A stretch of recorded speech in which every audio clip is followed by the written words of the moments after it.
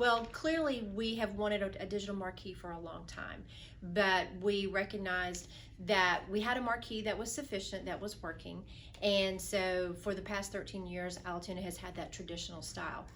We were contacted a little over a year ago and told that the Department of Transportation, who had purchased the road right of way in front of our school, wanted us to remove that sign. And so they said that it was a liability, and so they came out one day last July and took the marquee sign away.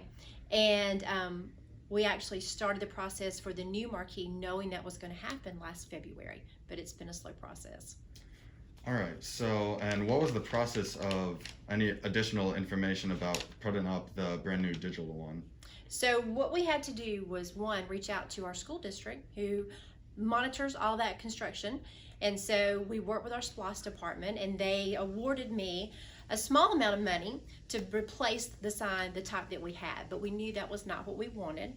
And so then it was on me to go out and find sponsorships to be able to construct a sign. A sign of that nature cost, depending on what you add to it, it's between $85,000 and $110,000. Mm-hmm.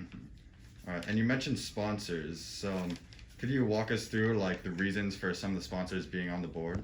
So what that does is companies recognize that here on Highway 92 that we have 22,000 cars that go by each day, and with that, that creates a lot of advertising opportunity.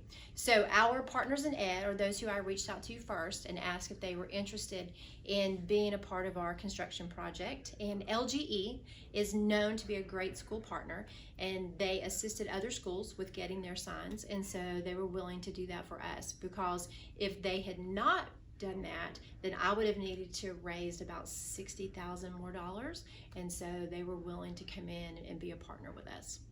All right. You also mentioned how there's marquees outside of other schools similar to our new one. Mm-hmm. Could you walk us through like how our new one compares to those of the other schools?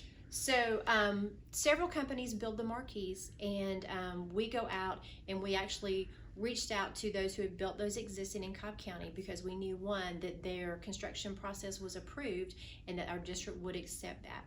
I began a design process, like I said, last February, looking at options. I knew, being out on Highway 92 where ours sits, it needed to be the tall type of sign, and so over at North Cobb they have a sign, and theirs is a little lower.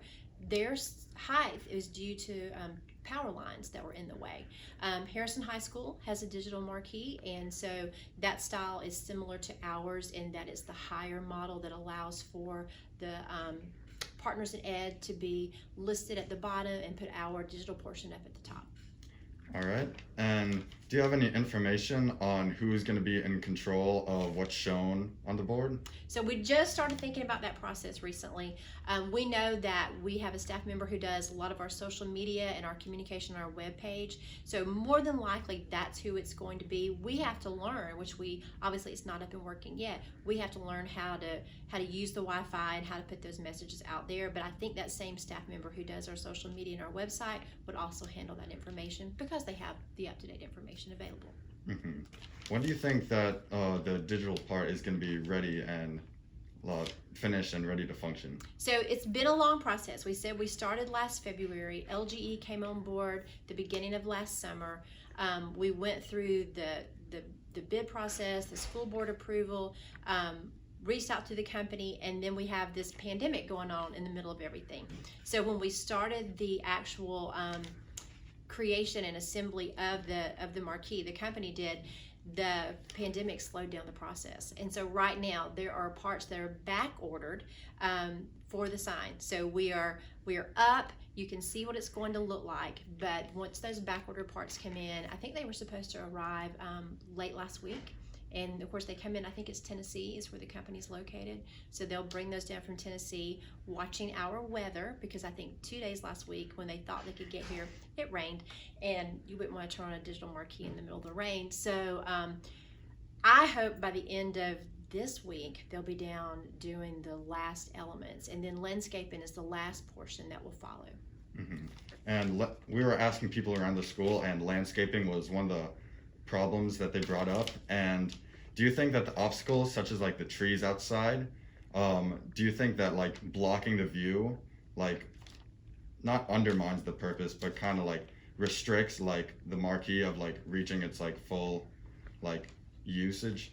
So with the trees, we are actually had to get permission to cut those trees from the Department of Education, because not Department of Education, I'm sorry, Department of Transportation. Since the Georgia Department of Transportation bought the road frontage from us, they own the trees. And so I had them cut as many as they would allow me to cut on the side going toward Cobb Parkway. And so our plan is, when we do the landscape, to go in and cut some of the underbrush that's there. We'll have grass up on top of the hill and shrubbery, and it'll look nice. The trees that are currently on that side that are blocking the view will be taken down. We've had a couple people volunteer to dig them up.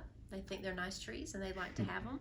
And so we'll only have the low shrubbery out on the side of the trees, I mean where the trees are now, and then on the side toward Highway 92, all of that brush that's grown up since the corner was cleared. And it's been 6 or 8 months since that corner was cleared. They'll come back in and they'll do that again and take all that down. So it'll look good. And then we will await the Department of Transportation to do the Highway 92 road widening project, and then those trees will be gone, and then you'll be able to see it clearly. But we don't have any control of the Department of Transportation. They have a target date of 2026 to have Highway 92 widened, and so we know obviously it's going to be before that. So in the next couple of years, the rest of those trees should come down. But we're going to do our very best to clear it as much as we can without cutting their large trees and make it visible. Mm-hmm. So it seems like you guys already have a plan for everything. We're working on it. We could have forgotten something, but we're working on it. All right, thank you. Thank you so much.